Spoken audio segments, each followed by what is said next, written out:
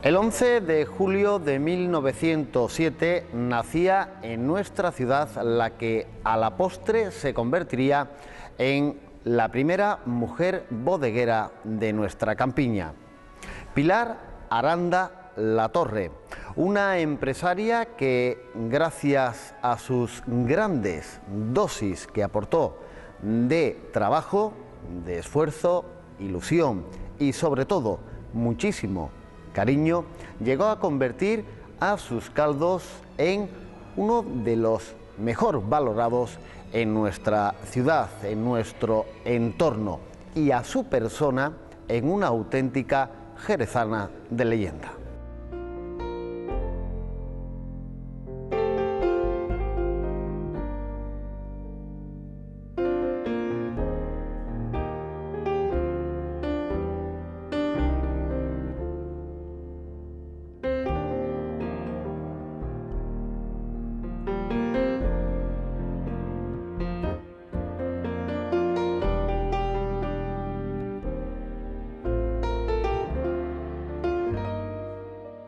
Ella tuvo una infancia maravillosa porque su padre tenía cortijo, tenía bodega. Mi madre desde los 4 años montaba a caballo.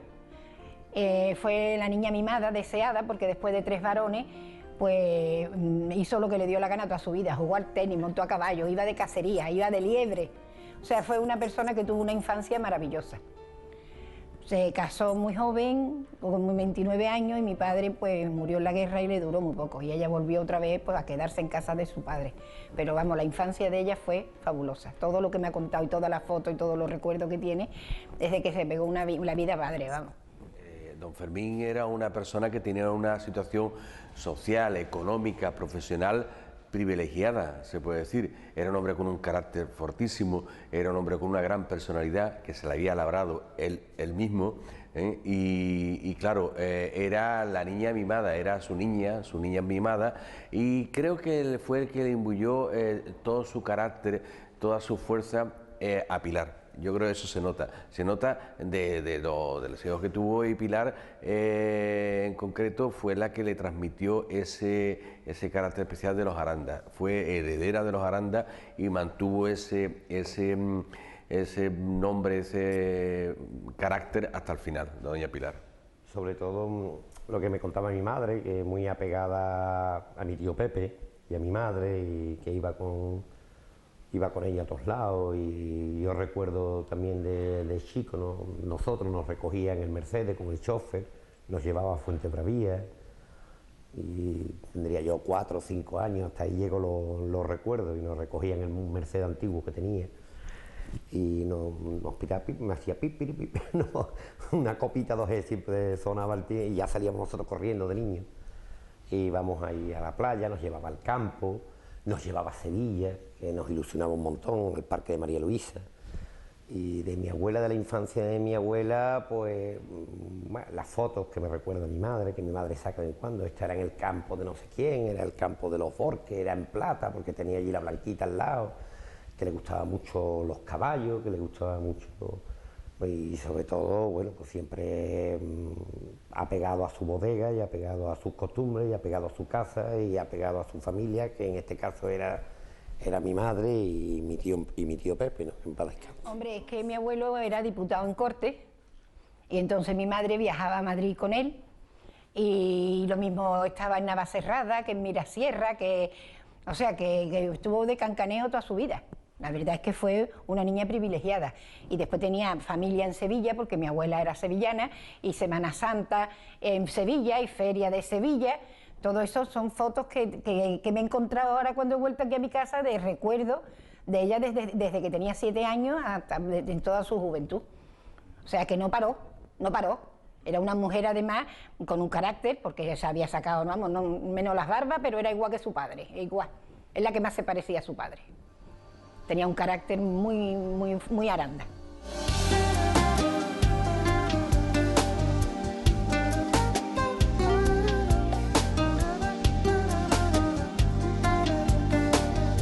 Como han podido comprobar, la infancia de Pilar Aranda transcurre gozando de importantes y especiales privilegios no al alcance, todos ellos, de aquellos niños y niñas de los primeros años del pasado siglo.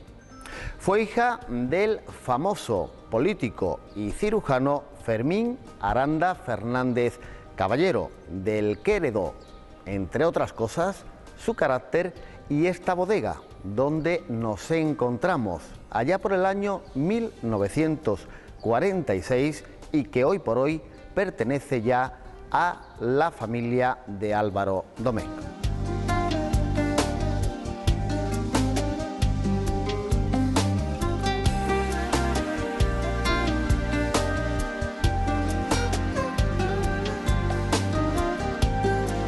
Pues lo primero que le dio fue la sorpresa de su vida, porque nunca se pudo imaginar que su padre le iba a dejar una bodega. Ella pensó que, como de aquellos tiempos, que le iba a dejar las casas de vecinos, con las rentas, pero por lo visto mi abuelo pensaría a última hora que mi madre, con una paguita de viuda de militar y la renta de los vecinos, que eran en aquellos tiempos mínimas, pues no iba a tener suficiente para sacar sus hijos adelante.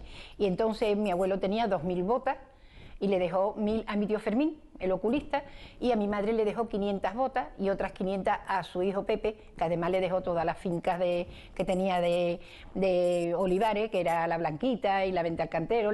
Tenía 7 hijos, no había estudiado carrera, y entonces él creería que para que sacara tantos hijos adelante, pues lo dejó francamente parecen más mejorado, pero bueno, él pensaría que su hija no iba a tener suficiente, como la conocía, como su hija que era y que había vivido con él siempre, diría, yo creo que es capaz de llevarlo, porque no se podía, en aquellos tiempos era impensable que una mujer llevara un negocio de vino. Le dejó las 7 bodegas, los locales, para que ella también se pudiera defender alquilando, como lo tuvo mi tío Fermín, la mitad de las bodegas y ella la otra mitad.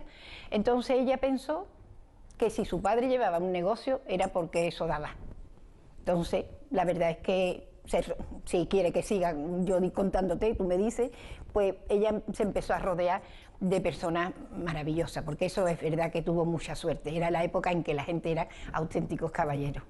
Fue, como has comentado, un hombre, era cirujano, un magnífico cirujano. Hay que tener en cuenta de que él hace la primera operación en España a corazón abierto, que fue un hecho que está constatado y que fue la que le dio una fama sorprendente a nivel nacional, la que hizo que el ayuntamiento le pusiera una calle, la calle Medina se llamara Fermín Aranda hasta hace relativamente poco, también la que le hizo que fuera a Madrid y que diera conferencias sobre esta circunstancia, y también fue un líder sindical. Él era presidente, era miembro no del sindicato, sino de la Asociación de Médicos, de Sanitarios de Andalucía, y lideró una huelga, la primera huelga que hubo, y le ganó el pulso al propio alcalde de Jerez, que tuvo que dimitir porque consiguió las reivindicaciones que el sector médico y sanitario de Jerez, que tenía unas condiciones bastante pésimas, esas reivindicaciones las consiguió y tuvo, bueno, el refrendo y el reconocimiento del sector sanitario por liderar esa huelga. Era un hombre, como digo, de carácter, era un hombre de ideas republicanas, chapado a la antigua, se puede decir, al estilo del siglo XIX, final del XIX, en la que le costó un poco de trabajo adaptarse a la Segunda República, a la que él perteneció, y formó parte del Parlamento Constitucional de abril del 31. Pues yo tenía 10 años y tengo 76, pues imagínate los años que han pasado de muerto mi abuelo y todavía vienen artículos hablando de don Fermín Aranda. Yo creo que con eso ya está todo dicho. Era un hombre de una personalidad increíble. Yo a mi abuelo lo adoraba, yo lo sentí, porque era un hombre que era, como yo digo, era para todo. Era político, era vinatero, era agricultor, y ni fumaba ni bebía, claro. Bueno, hasta se dedicó, plantó hojas de tabaco, fue su gran fracaso personal. Unas hojas maravillosas, pero el problema del tabaco era el secado, y en Jerez, con la humedad que hace, se le pudría. Eso fue lo único que él fracasó con gran pena de su corazón, porque se le daba maravillosamente. Tengo fotos por ahí con unas hojas de tabaco como sábanas, pero el secado aquí era impensable. Él, al tener conocimiento de que el marido de Pilar, oficial militar, herido gravemente en el sitio de Santander, hace que don Fermín cruce España ida y vuelta para recoger el cuerpo herido del marido de doña Pilar, para traerlo a Jerez, para que bueno, estuviera aquí en Jerez y se hiciera todo lo posible para poder salvarlo. La herida en la cabeza era mortal, de necesidad, y duró unos meses, creo que fue en mayo cuando fue herido, y murió en Jerez en septiembre del 37, aquí en Jerez, con la circunstancia de que doña Pilar estaba embarazada de su segundo hijo, nació post-mortem del padre, y entonces ese hecho tan importante y tan difícil, tan complicado, porque necesitó salvoconductos de los dos gobiernos, de los nacionales y de los republicanos, porque era tal consideración, prestigio y ascendencia que tenía don Fermín, que le permitieron ese salvoconducto y cruzar España en plena guerra civil para recoger el cuerpo herido de su yerno. Mis tíos eran unas personas maravillosas, pero el carácter, el pronto, el carácter fuerte, o sea que se le olvidaba luego, pero el chillo te lo pegaba. A mi abuelo, yo es que viví 10 años con mi abuelo, entonces pues puedo hablar puedo comparar. Y la verdad es que eran idénticos, así se llevaban muchas veces fatal, claro, porque es que tenían los dos el mismo carácter. Y cuando la otra le nombraba a la República, pues no vea la que se armaba aquí. Porque mi madre decía que la maldita República lo que me ha traído, y no vea el otro con la República. O sea que eso claro, yo era muy pequeña, pero la verdad es que con 10 años tienes muchos recuerdos. Y yo, la muerte de mi abuelo es una cosa que no se me olvidará nunca. Voy a contarles a ustedes lo que a mí me ha sucedido, que es la emoción más profunda que en mi vida yo he sentido. Fue en Nueva York, en la Nochebuena, que yo preparé una cena para invitar a mis paisanos. Y en la reunión, toda de españoles, entre divas y entre oles, por España se brindó. Pues aunque allí no beben por la ley seca, y solo al que está enfermo despachan vino, yo pagué peso de oro una receta y compré la farmacia vino español, vino español, vino español. El vino de nuestra tierra bebimos en tierra extraña. ¡Qué bien que sabe ese vino cuando se bebe lejos de España! El verse rodeada de bodegas e infinidad de personas relacionadas, vinculadas con el vino de Jerez, y prácticamente desde su niñez, despertó de manera prematura una pasión desmedida por este sector en Pilar Aranda, lo que provocó el que años más tarde fuera considerada como una de las más importantes e interesantes empresarias vitivinícolas. Y un paso doble se oyó que nos hizo suspirar.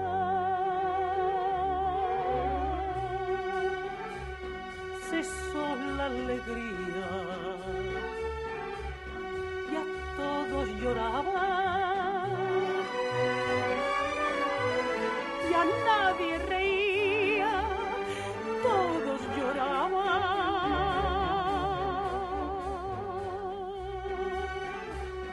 Que oyendo esta música allá en tierra extraña eran nuestros suspiros, suspiros de España.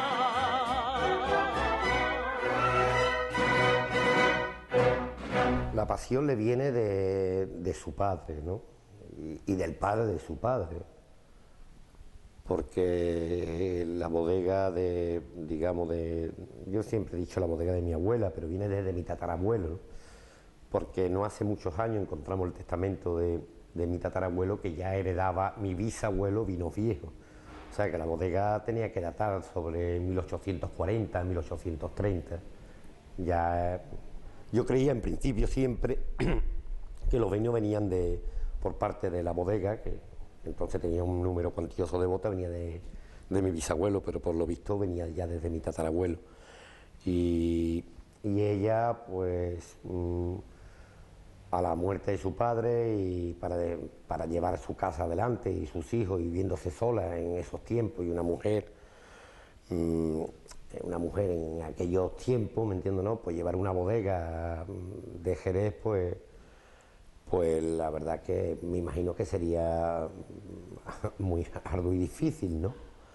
Y ella pues lo acogió con valentía, lo llevó con valentía, y cuando yo entré, a lo largo de muchos años, ¿no? Entré en la bodega, a trabajar en la bodega, que entré con 19 años, pues nada más que, o sea, el haber conservado esos vinos y esa calidad de vino, y empecé a encontrarme, como yo dije hace mucho tiempo en el periódico, empecé a encontrarme auténticos tesoros vinícolas, y te hace que pensar, ¿no? Y en esos tiempos que corrían, para una mujer pues era muy difícil nada más que conservarlo. Y bueno, y ella año tras año, y con muy buenas relaciones y sabiéndolo llevar con mucha dignidad y mucha valentía, pues sacó su familia adelante, ¿no? De todas las personas que la querían, porque no se me olvida, porque sabes que el primer vino que vendió se lo vendió a Pedro Rivero, el de CZ. ¿Te acuerdas de esta marca? No se me olvida, fíjate que yo tenía 10 años cuando murió mi abuelo. Y después tuvo la suerte de que nombraron amigables componedores para la división, y uno de los amigables componedores de mi madre fue don Zoilo Ruiz Mateo, de grato recuerdo para nosotros, porque era una persona encantadora, y don Ricardo Molina, el que era director del Banco de Bilbao. Y entonces don Ricardo Molina, su hermano don José, era corredor de vino, y ese fue el que la metió en todas las bodegas mejores de Jerez, porque tenía la mejor clientela de Jerez. Entonces fue don José el que, me acuerdo que al principio vendía el fino a Sandeman y el oloroso a Domé. Y después entró en González Vía, hicieron como un contrato, porque tío Manolo quería mucho a mi madre y su mujer Mimi Díez, que eso era un encanto de persona, y ella existía como una amistad. Mi madre le mandaba no sé qué, un bizcocho, y la otra le mandaba uva, y decía tío Manolo que tenían intercambios comerciales como en los tiempos de los fenicios, y empezó. Y la verdad es que los González Vía están muy ligados a nuestra familia, porque ya después fue un contrato de cariño, de amistad, y era pues como, yo diría que la bodega de mi madre era como, yo qué sé, como un almacenado de González Vía, porque le traían el mosto que ellos le parecían, y después se llevaban el niño ya criadito a los 3 meses, y tenían unas deferencias con mi madre, que eso no es normal, porque son anécdotas, que decía mi madre que no te puedo levantar vino porque es que tengo que ir a la peluquería. Y una bodega como González Vía decía, pues no, doña Pilar no puede hoy levantar vino, mañana. Me dice tú el problema que mi madre podía cambiar la peluquería. Unas deferencias y unos detalles que para nosotros los González estarán siempre ligados por cariño y por afecto a mi madre siempre.